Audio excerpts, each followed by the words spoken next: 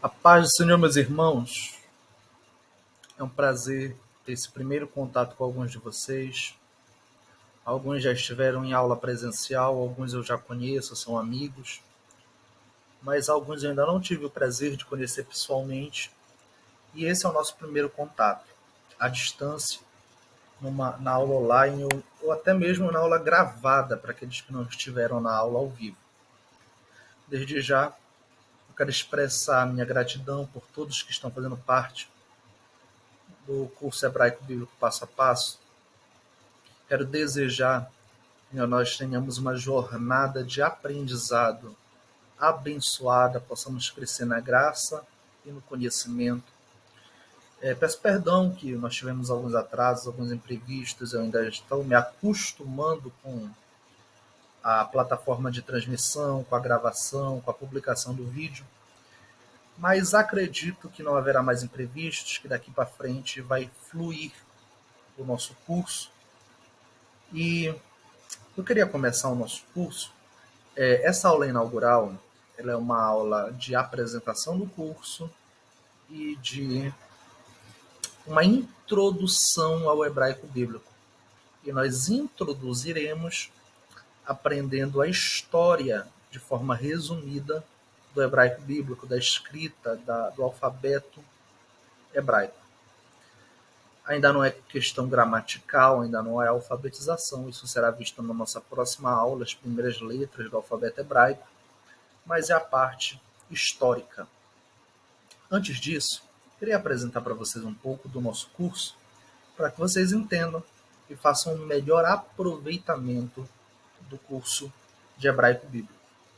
Eu quero introduzir com um versículo que eu gosto muito, tenho muito carinho por esse versículo, que é Provérbios 25:2, onde está escrito que a glória de Deus está nas coisas encobertas, mas a honra dos reis está em descobri-las.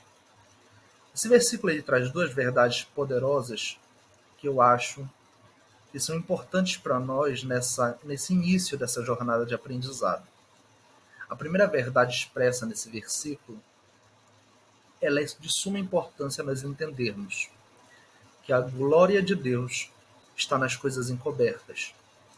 Por muita romântica a respeito de Deus, como se Deus quisesse entregar tudo de bandeja, como se Deus quisesse nos poupar de ter qualquer tipo de esforço, sacrifício ou dedicação.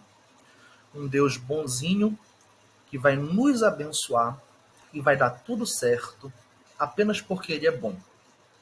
Mas esse versículo nos traz uma verdade bíblica de que, por mais que Deus seja bom, por mais que Deus seja misericordioso, mas a glória dele está em encobrir as coisas. Ele não tem esse prazer de nos dar as coisas de mão beijadas, em dificultar as coisas. A palavra encobrir, ela me lembra muito a palavra revelação no hebraico.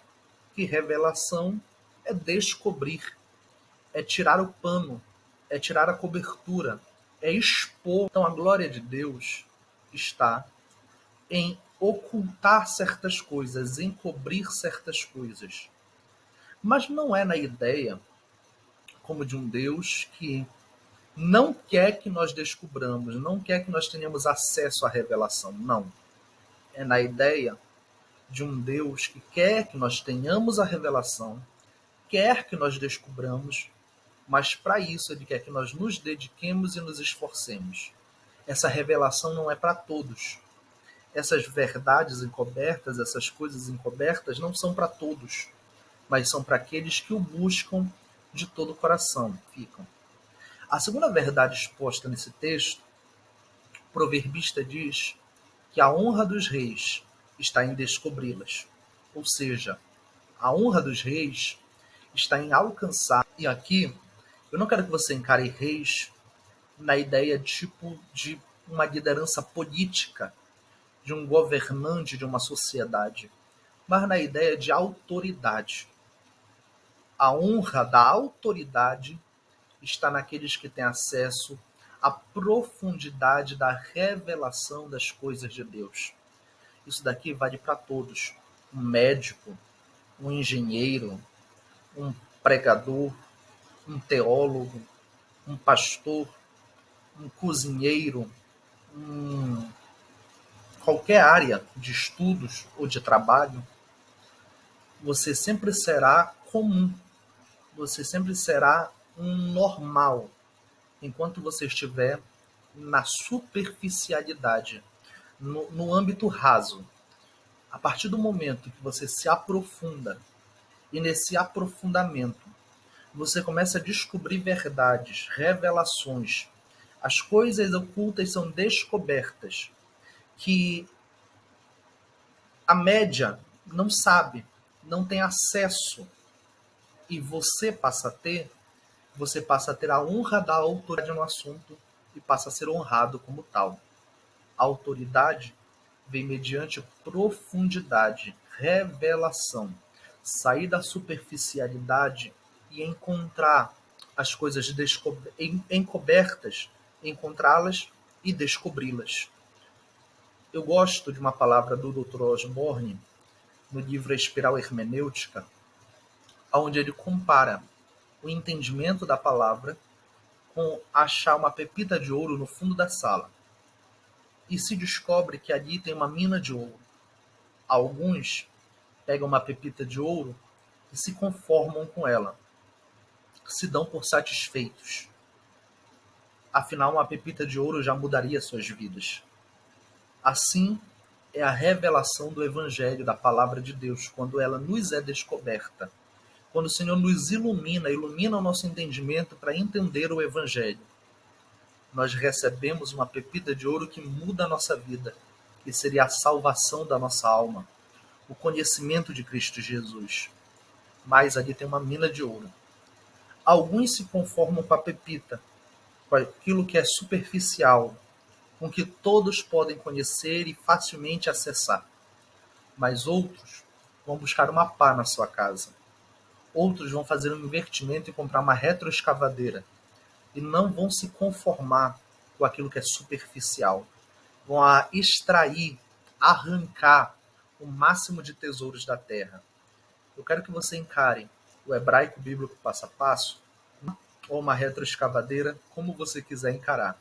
Um instrumento que vai lhe ajudar a ter acesso às profundezas, a cavar mais fundo, a encontrar tesouros escondidos, a extrair o máximo de tesouros da palavra de Deus. Encare o hebraico bíblico passo a passo como um instrumento para você se aprofundar nas coisas de Deus. E de fato, existem muitos segredos no hebraico bíblico, muitos segredos na Bíblia hebraica, nos textos originais da Bíblia, que você só entenderá tendo acesso ao hebraico, tendo acesso ao... O objetivo desse curso é esse, é que você leia, que você entenda, que você alcance a capacidade de manusear os textos originais. Para isso, eu quero que você entenda uma primeira verdade sobre o hebraico bíblico. O hebraico bíblico, ele é uma construção.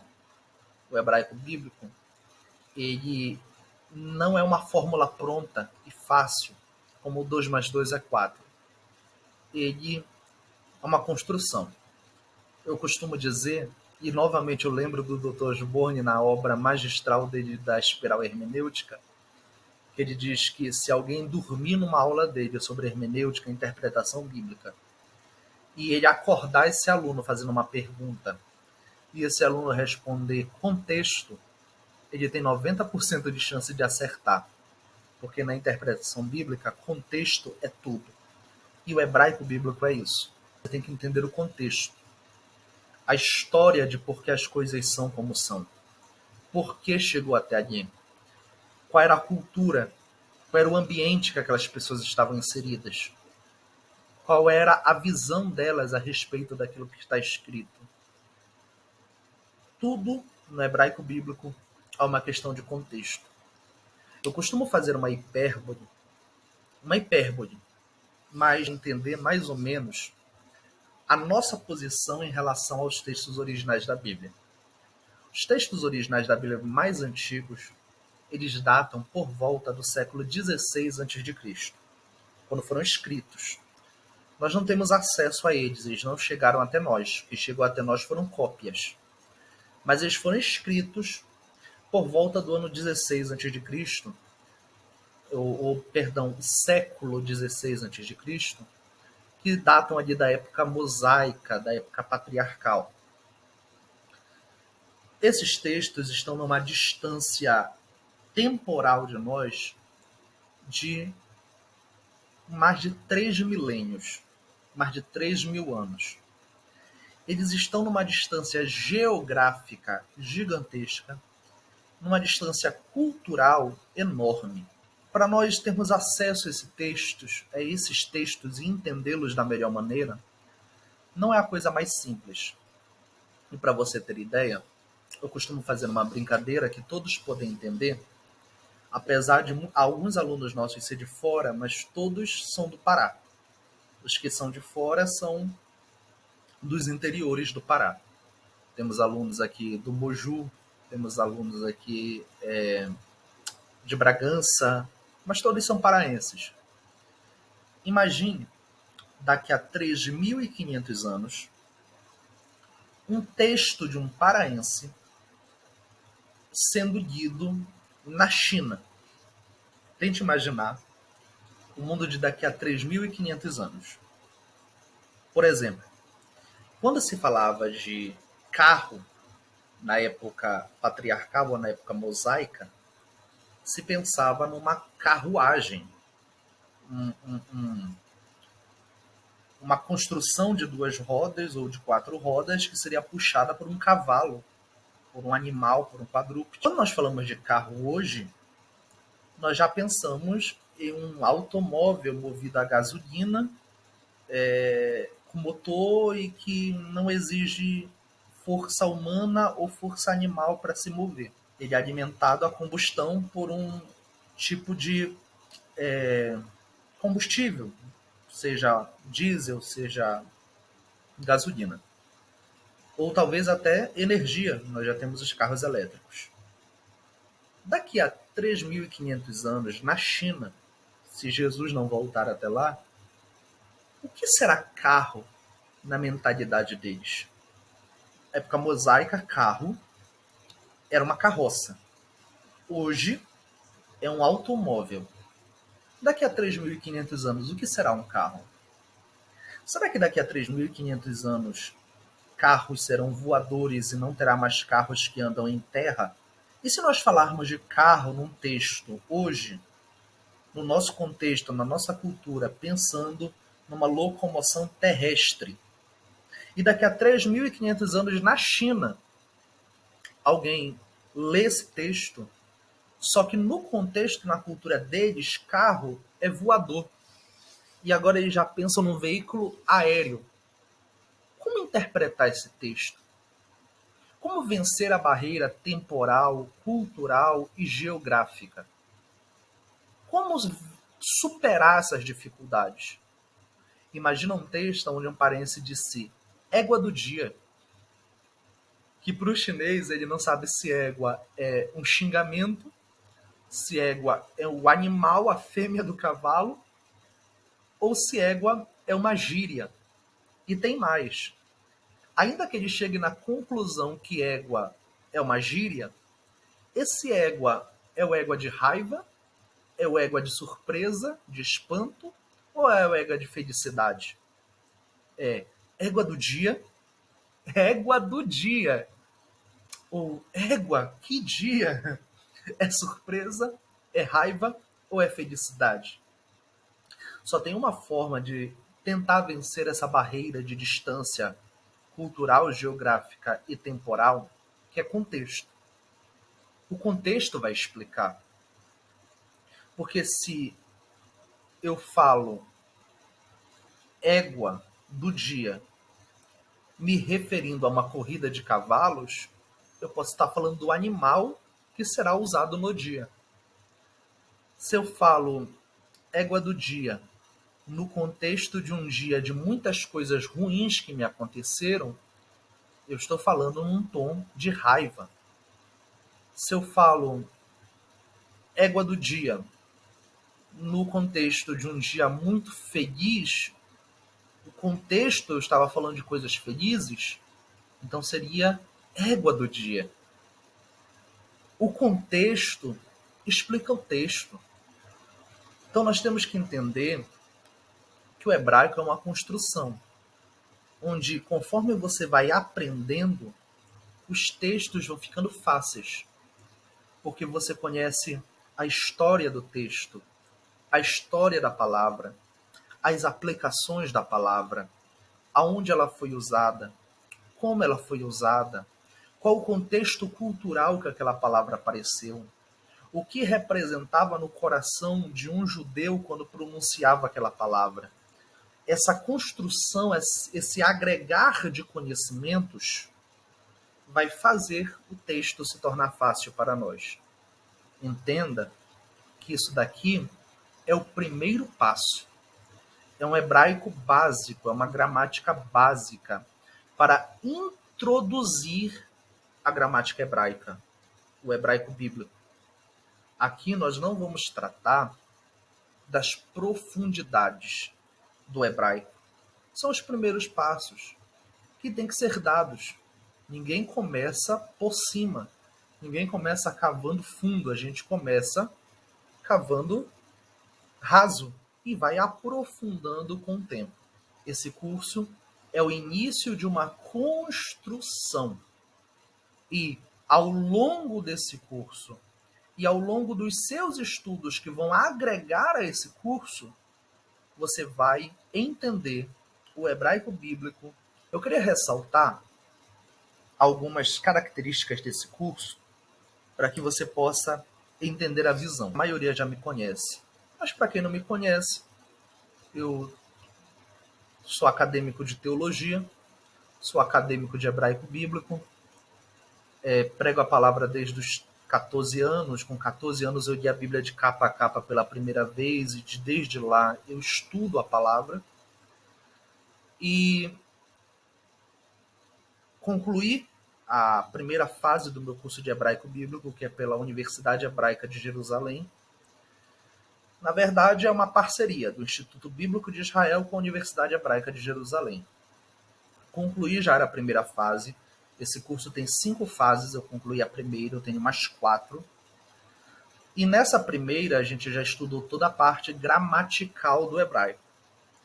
Nós temos, na segunda parte do curso, nós ainda vamos estudar gramática, mas já vendo algumas exceções à regra, vendo algumas peculiaridades do hebraico. Mas o grosso da gramática, nós já vimos nessa primeira parte. Esse curso, ele é como se fosse a metade da primeira parte do meu curso. Eu peguei metade do conteúdo e trabalhei numa didática, numa forma de trabalhar que seja fácil de entender. O principal objetivo é que todos entendam. Para minha alegria, a minha aluna mais nova nesse curso tem 9 anos de idade. Para mim é uma grande satisfação poder pegar uma pré-adolescente, introduzi-la no conhecimento do hebraico, sabendo que ela tem a vida inteira pela frente para se aprofundar nos seus estudos.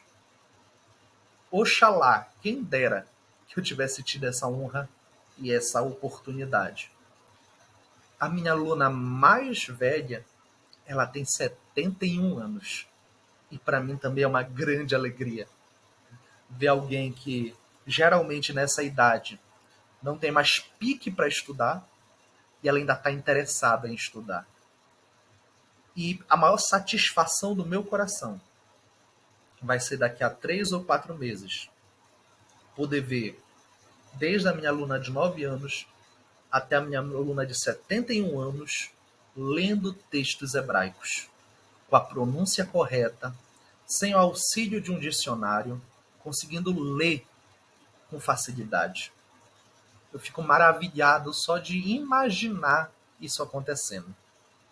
E o curso foi projetado para isso, para que desde o mais novo até o mais velho, desde que nós temos aqui alunos com mais de uma formação, não tem apenas nível superior, tem mais de um nível superior, mais de uma graduação, melhor dizendo.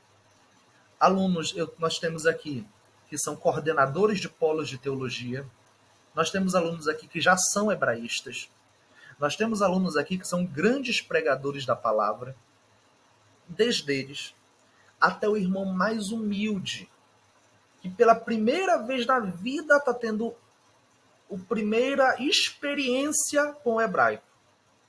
Todos possam entender com facilidade. Eu tenho dito com muita ousadia, com muita coragem, que esse é o melhor curso de hebraico atualmente no Pará, não por ser um mega curso ou por eu ser um mega professor.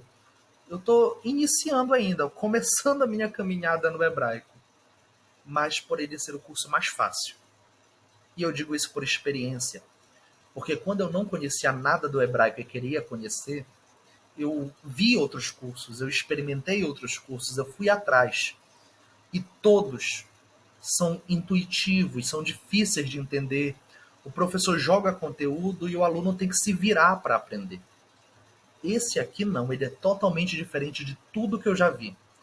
Porque a minha intenção ao fazer esse curso é transmitir conhecimento para o máximo de pessoas. É alcançar o máximo de pessoas. Então eu procurei fazer algo simples, algo fácil de entender. E aqui você já entende um pouco da minha motivação.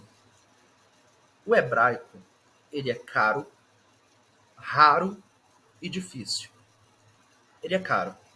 Para você conseguir estudar hebraico, não é barato. O meu curso pela Universidade Hebraica de Jerusalém, cada fase custa R$ 9.000. Cada fase do curso custa R$ 9.000. Eu só fiz porque eu consegui uma grande bolsa, uma bolsa de quase 60%, e porque Deus colocou pessoas no meu caminho que me ajudaram a pagar esse curso. Mas não foi fácil. Eu pagava uma mensalidade de mais ou menos R$ 600 por mês. E eu queria que até o jovem que ainda não está empregado, ainda está concluindo o ensino médio, até o irmão que está desempregado, tivesse acesso ao conhecimento do hebraico.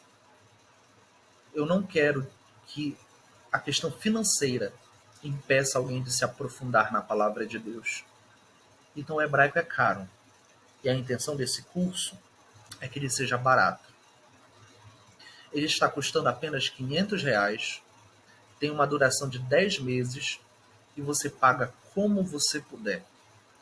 Se você quiser, você pode pagar R$ 50 por mês, você pode pagar de 12 vezes no cartão.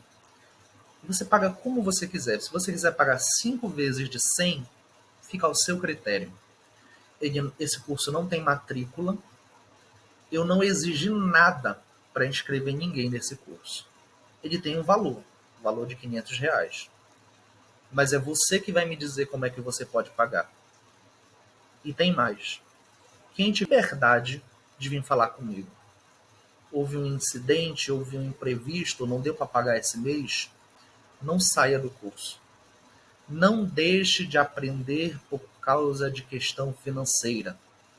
Venha falar comigo. E nós vamos fazer todo o possível para você continuar aprendendo e continuar estudando. A minha alegria não está no dinheiro. A minha alegria está em compartilhar o conhecimento. O hebraico ele é raro, porque não é em qualquer lugar que você acha onde aprender. E o hebraico ele é difícil, porque, como eu já disse, a maioria dos cursos não quer perder tempo ensinando detalhes. Eles jogam conteúdo e quer que você corra atrás. Esse curso foi feito para ser barato, acessível e fácil de aprender. Essa é a nossa motivação. Isso é o que nos move e o que nos levou a fazer esse curso. Tem sido um trabalho exaustivo preparar as aulas, preparar a didática, preparar o material. mas eu estou fazendo com muito prazer, porque eu sei que eu estou oferecendo aquilo que quando eu precisei não tinha ninguém para me oferecer. Eu estou me dispondo a ensinar que quando eu precisei, ninguém se dispôs a me ensinar. Eu estou dando o que eu queria ter recebido. E eu espero que vocês façam melhor aproveitamento, que diante de Deus e dos homens, que esse curso seja bênção para as nossas vidas. Meus irmãos, finalizamos a apresentação do curso e eu quero começar a abordar o conteúdo da história do hebraico. Quero ser o mais breve possível, pois a nossa... E você vai ver que ao longo do curso a gente vai praticar muito leitura. Eu quero que vocês leiam, eu quero que vocês me ouçam lendo, eu quero que vocês se familiarizem com o hebraico, com a sua pronúncia, com a forma de se ler. Infelizmente, a nossa primeira aula, que foi ao vivo, eu tive dificuldade de interagir com a plataforma, com o Google Meet, e não consegui dar a aula como eu deveria. Por isso que ela não foi publicada. E eu estou gravando agora essa aula sozinho. A aula com a turma, ao vivo, ficou gravada, mas está incompleta. Então não vai dar para estar interagindo conforme é o que eu faço. Todo curso vai ter o máximo de interação dos alunos. Mas eu quero que você me ouça lendo. O primeiro versículo da Bíblia é Gênesis 1:1. Bereshit bara Elohim et hashamayim ve'et haaretz. Bereshit bara Elohim et hashamayim ve'et haaretz. No princípio, criou Deus os céus e a terra.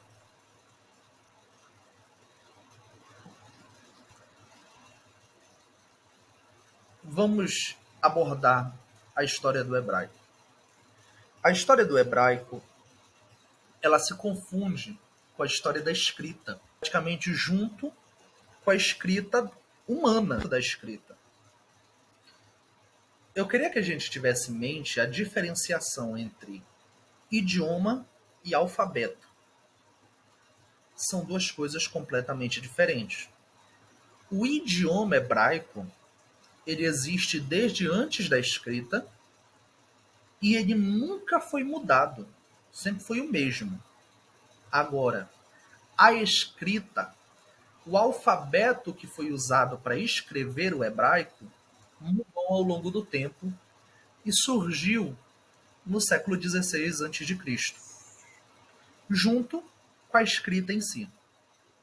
Quando nós falamos do período patriarcal, o que existia está aí na nossa tela, que eram, na verdade, hieróglifos. Hieróglifos, eles são, como melhor dizendo, símbolos que representam palavras. Hieróglifos são símbolos que representam palavras. Esse aí que a gente está vendo são hieróglifos egípcios, encontrados pela arqueologia egípcia. E você vai ver alguns símbolos aí. Eu consigo identificar, por exemplo, é um símbolo que parece uma coruja, um servo que parece numa posição de estar servindo algo para o seu senhor, algo que me lembra um cajado, algo que me lembra um pássaro, algo que me lembra um peixe. Eu consigo ver nesses hieróglifos, por exemplo, a imagem de um servo sentado, uma imagem que me lembra Faraó. Isso são símbolos que representavam palavras. Qual é o problema dos hieróglifos? Os hieróglifos são, primeiro problema, é que para você escrever um simples textos, esses simples textos exigiriam milhares de palavras. Para você conseguir ler esses textos, você precisaria conhecer milhares de palavras. Vou lhe dar um exemplo. Bem aqui, o símbolo da coruja. Ele pode estar aí, para quem tiver com dificuldade de identificar, na quarta linha, bem no coruja. Ele pode estar aí para identificar um deus egípcio representado pela coruja. Ele pode estar aí para identificar a noite. Ele pode estar aí para identificar insônia, alguém que ficou acordado uma madrugada. Enfim, ele representa uma palavra que um dia Faraó estava com insônia. Pela madrugada, foi comer e encontrou o cozinheiro do palácio de Faraó dormindo e por causa disso o mandou matar. Essa frase, imagina quantos símbolos eu teria que usar. Eu usaria o desenho de Faraó, talvez eu usasse o desenho da coruja para representar a insônia, eu usaria o desenho de Faraó caminhando, algo que representasse caminhar, algo que representasse a cozinha, ou algo que representasse ele chamando o servo para o servo ir até a cozinha, um símbolo que representasse o cozinheiro, um símbolo que representasse que o cozinheiro estava dormindo, um símbolo que representasse que Faraó ficou com raiva, outro símbolo para representar, você conseguiu entender, né? É complicado. Seriam muitas palavras.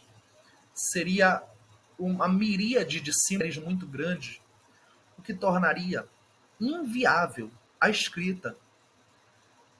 Inviabilizaria nós escrevermos livros, por exemplo. Só que a partir dos hieróglifos vai surgir o primeiro sistema de alfabeto, o primeiro sistema de caracteres, de letras da humanidade, que vai ser o proto-cananita. O proto-cananita foi o primeiro sistema de letras, de alfabetos, de caracteres feito pela humanidade. Também conhecido como proto-semítico. Ele herda algumas características dos hieróglifos. Só que ao invés de são símbolos que representam letras, e essas letras formam palavras. Isso foi revolucionário na história da escrita. A escrita nunca mais foi a mesma, porque agora o alfabeto proto-cananita ou proto-semítico ele tinha apenas 22 símbolos ou 22 caracteres. E ao invés de decorar milhares de símbolos, bastaria decorar 22 símbolos. E formaria qualquer palavra, formaria qualquer texto, usando apenas aqueles 22 símbolos. Para você ter ideia, o alfabeto fenício ele vai vir do proto-cananita. Ele vai ser o desenvolvimento do proto-cananita. Do alfabeto fenício, virar o alfabeto babilônico, virar o alfabeto latino. O alfabeto que nós usamos no nosso idioma, que é o português, vem do proto-cananita. Ele foi o berço dos alfabetos. Ele revolucionou a escrita. E aqui nós temos algumas letras que você vai ver que existe uma certa semelhança com as nossas letras do alfabeto latino que é usado no português. A primeira letra que está aqui é o CAF. Quando eu interajo com os alunos para a gente começar a entender e eu pergunto o que é o CAF, sempre alguém diz que é uma harpa, alguém diz que é um garfo. E eu entendo, de fato, o CAF ele lembra um garfo, ou talvez uma harpa. Mas CAF, no período mosaico, ali por volta do século XVI a.C., representa uma mão. É como se fosse uma mão aberta. Esses traços que você está vendo era como se fossem dedos, a palma de uma mão. CAF é de onde vai vir, por exemplo, o K, que nós usamos no nosso alfabeto, vem do CAF. É uma evolução. O segundo símbolo que aparece aqui é o MAIN. E quando eu interajo com os alunos e pergunto o que é o MAIN, alguém vai dizer que é grama, alguém diz que é eletricidade, alguém diz que são os batimentos cardíacos. Sempre tem alguém com uma ideia até fora da curva. Pessoas mais criativas. Mas MAIN, na época proto-cananita, era mar. Esse símbolo ele representa como se fosse ondas, o mar, água. E é daí que vai vir a nossa letra M. O M ele herda a sua forma do Main. E você vê que até hoje, mar, a gente fala muito parecido com o que era falado na época mosaica. Main. A terceira letra, sempre tem alguém... Alguém já disse que parece um pé ali calçado. Eu não estou lembrando aqui todas as ideias que já trouxeram, mas já disseram que é um pé. Deixa eu ver se eu lembro aqui outra ideia que já trouxeram. Não vou lembrar, só lembrei do pé. Mas a terceira letra é o Rash. O Rash, ele é uma cabeça. É uma cabeça. E eu queria que vocês pegassem duas ideias. A primeira ideia é que aqui esse símbolo está mais digitalizado. Mas, por exemplo, olha o quarto símbolo. O quarto símbolo, que entre tantas ideias, até hoje a mais criativa que eu já ouvi, é que ele era uma gravata. O quarto símbolo ele representa a cabeça de um boi, que é o Aleph. O Aleph ele tem a sua origem no proto-cananita, que era a cabeça de um boi. Mas olha outra representação do Aleph, eu coloquei logo na introdução da nossa aula. Outra forma de representar o Aleph. E a nossa letra A, ela herda a sua forma, a sua ideia do Aleph. E olhando para ele, músculo de cabeça para baixo. Lembra, né? Lembra. Aqui já fica um pouco diferente do A que a gente usa hoje em dia. Porque, assim como nos dias de hoje, que uma escrita oficial, uma forma oficial para as letras, mas cada um tem a sua forma de escrever, um mais torto, outro mais deitado, outro com as letras maiores, com as letras menores, forma que ia se escrever, contanto que se preservasse as características principais do símbolo. Quinta letra que está aí é o Beit. Era casa. Casa se chamava Beit. E aí eu queria que vocês parassem para pensar que a casa naquela região não eram casas como nós estamos acostumados, com aquele telhado triangular, pontudo. As casas no Oriente, elas eram de laje, elas tinham o seu telhado reto. Elas eram quadradas. E o Beit, ele era como se chamava casa na época. Então, eles pegaram, para representar o som de B, a letra que representaria o som de B, eles pegaram o formato de uma casa que se chamava Beit. A sexta é a mais fácil, todo mundo identifica, é um peixe. Peixe, que na época se chamava Dig. Dig era peixe. E aí, para representar o D, no hebraico é o Dalet, no nosso alfabeto é o D, eles usaram um peixe para representar, o formato de um peixe para representar, porque ele era Dig. E veja que ali eles estão representando sons para juntar esses símbolos que representam sons e formar palavras. E por último, o Yad, que é de onde vai vir o nosso I, que ele era representado por um braço. Ali é como se fosse um braço, fazendo aqui ó, um muk, um braço, formato de um braço, que tinha esse som de Iad, e eles usaram o símbolo de um braço para representar o I. A ideia aí é, por exemplo, se eu quisesse falar cama, ao invés de eu usar o símbolo de uma cama, eu pegava o símbolo de uma mão, que é o Kaf, e um Main. Dois símbolos eu juntava que formaria cama. Então, de acordo com o som desejado, se escolheram símbolos para representar aqueles sons. E se formou um alfabeto muito rústico, muito arcaico, mas foi o primeiro alfabeto, o proto-cananita. Do proto-cananita, nós já vamos pular para o alfabeto fenício. O alfabeto fenício, ele é uma evolução do proto-cananita. Você vê que as formas deixam de ser desenhos e se tornam mais, como é que eu posso dizer, formais, caracteres mais fáceis de reproduzir e não apenas desenhos. Você vê, por exemplo, o Kaf, que já fica bem parecido com o nosso K, o Aleph, que um pouco de imaginação você vê um A deitado, um A de lado, um A maiúsculo de lado. O Beit, que você já um pouco de imaginação consegue ver ali um B de cabeça para baixo. O Mai, que já puxa uma perna, já lembrando o que vai ser no futuro o nosso M. Isso daí foi a evolução do proto-cananita e foi usado por muitos séculos. O fenício foi usado dentro de Israel, no hebraico, por praticamente de 6 a 7 séculos. Lembrando que o idioma era o mesmo, mudava a escrita, a forma de escrever, o alfabeto, mas o idioma permanecia o mesmo. Pois bem, depois do Aleph, vai vir o alfabeto babilônico e ele será o alvo dos nossos estudos no norte cananita.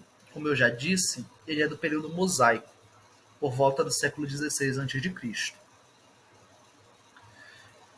Provavelmente, eu não posso afirmar, mas existe uma probabilidade que a Torá, os primeiros livros da Bíblia, os livros da época de Moisés, e até ali na época de Josué, por exemplo, tenham sido escritos no alfabeto proto-cananita.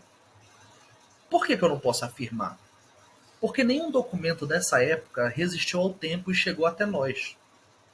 Nós não temos nenhum documento escrito pela própria mão de Moisés.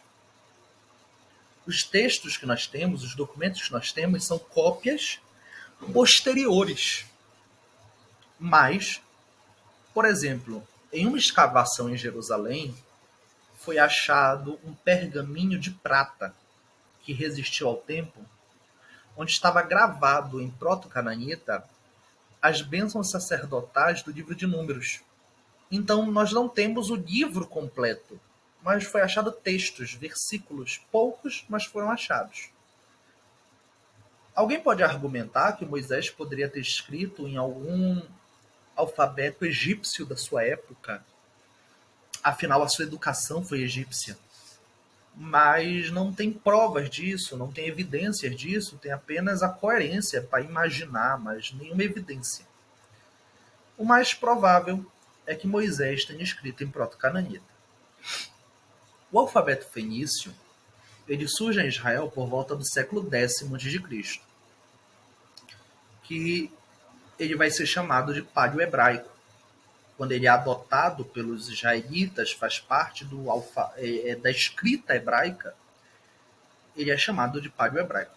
Vamos entender que Israel, os hebreus ou o hebraico, nunca teve o seu próprio alfabeto, nunca desenvolveu o seu próprio sistema de escrita.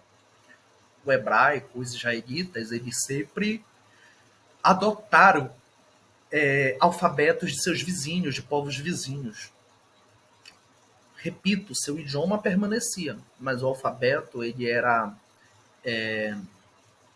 usurpado, ou inserido, melhor dizendo, no hebraico, mas ele era extraído, eles se apropriavam de alfabetos de seus vizinhos. E o fenício ele vai ser apropriado pelos judeus, pelos hebreus, pelos israelitas, melhor dizendo, no século X a.C., que é o período que é o início da monarquia. O período ali do reinado de Davi e de Salomão. Vamos lembrar que no reinado de Davi e Salomão houve muito trabalho e muita prosperidade dentro de Israel. Nesse período, houve muitas construções gigantescas, como o templo, como o palácio do rei.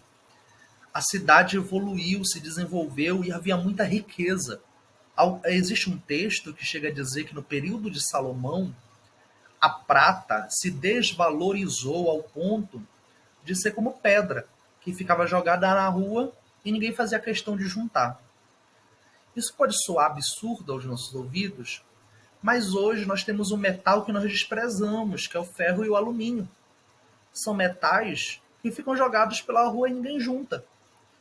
Por que a gente vê metal e alumínio jogado pela rua e desprezamos? Porque seu valor é pequeno. Seu valor, nós temos tanto metal e tanto alumínio à disposição que é barato. Assim era na época de Israel, na época de Salomão.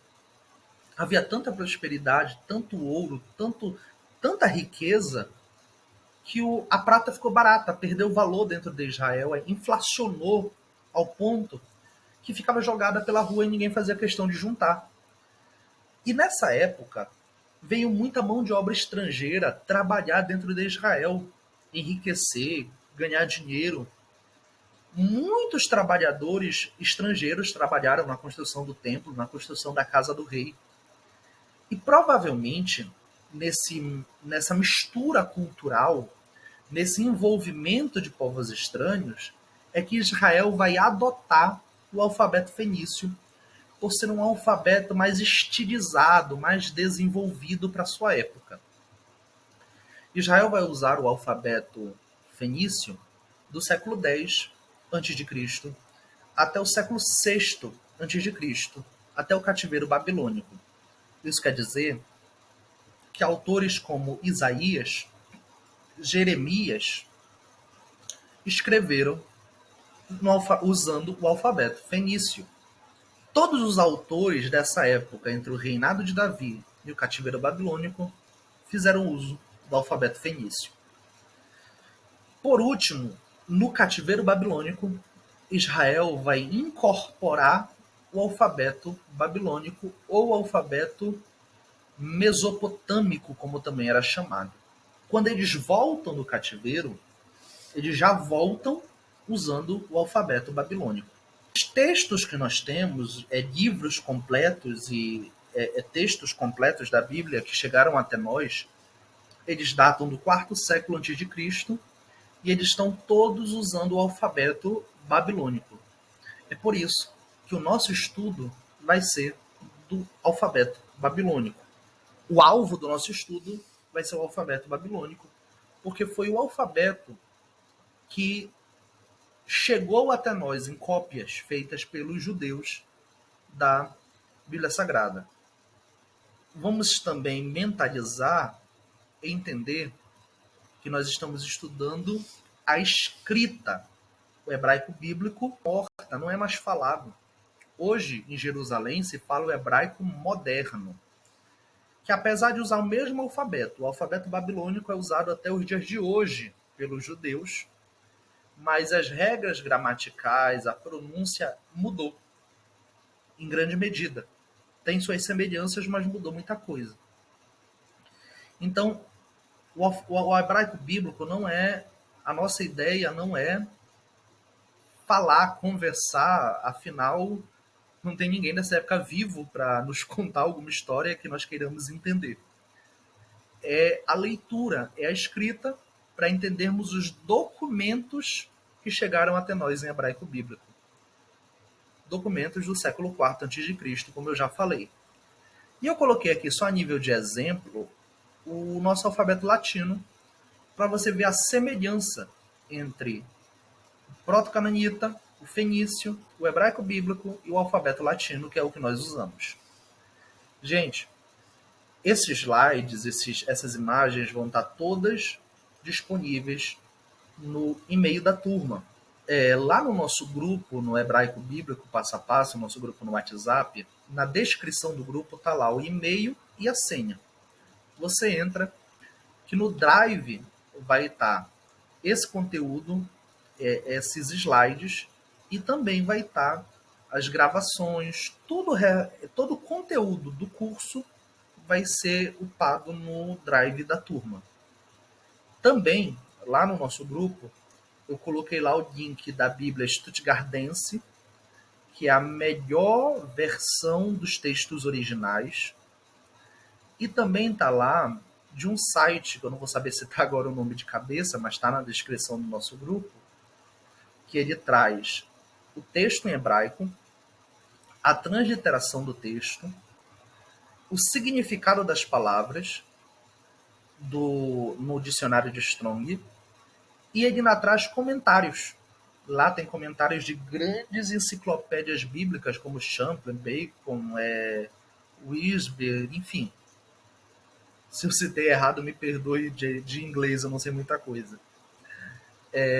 Tá lá na descrição do nosso grupo, dê uma olhada lá para você fazer o melhor proveito. Para nós encerrarmos, eu queria apresentar para vocês a função da primeira palavra da Bíblia. A primeira palavra que aparece no texto hebraico em Gênesis é Bereshit. Bereshit é traduzido como no princípio. Eu trouxe aqui a raiz dessa expressão, que é quase uma expressão composta.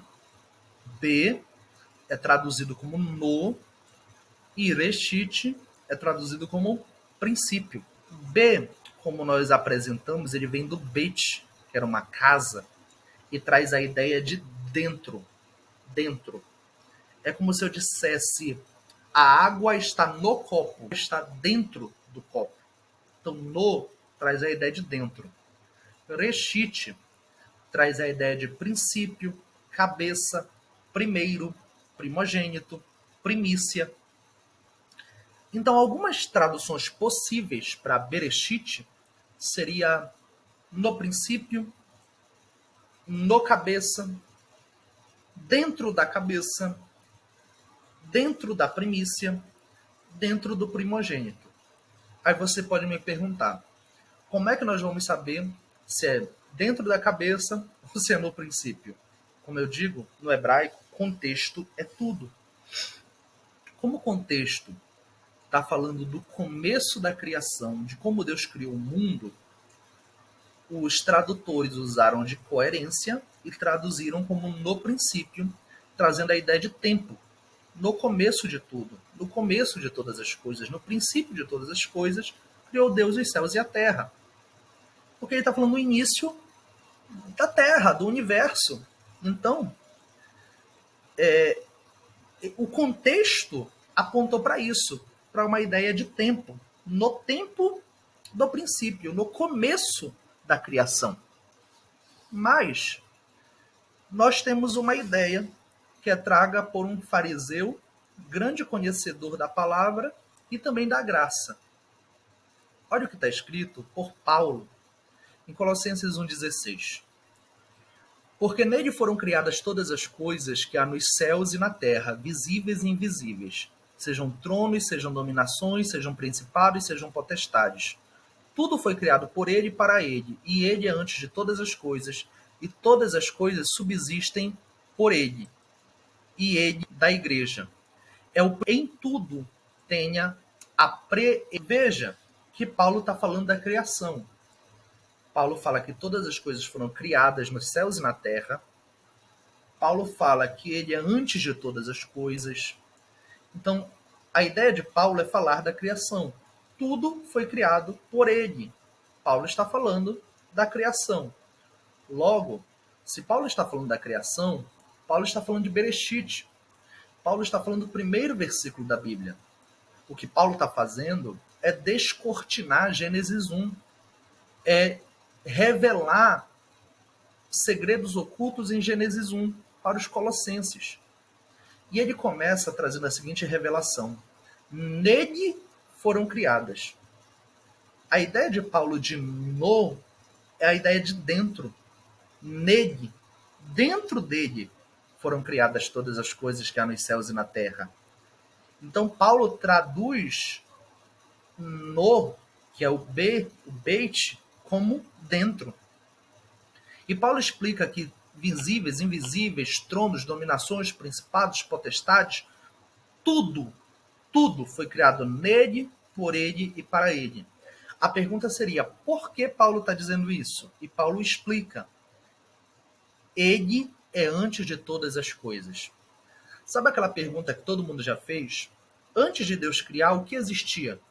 O que existia antes do haja? Paulo responde, Deus existia.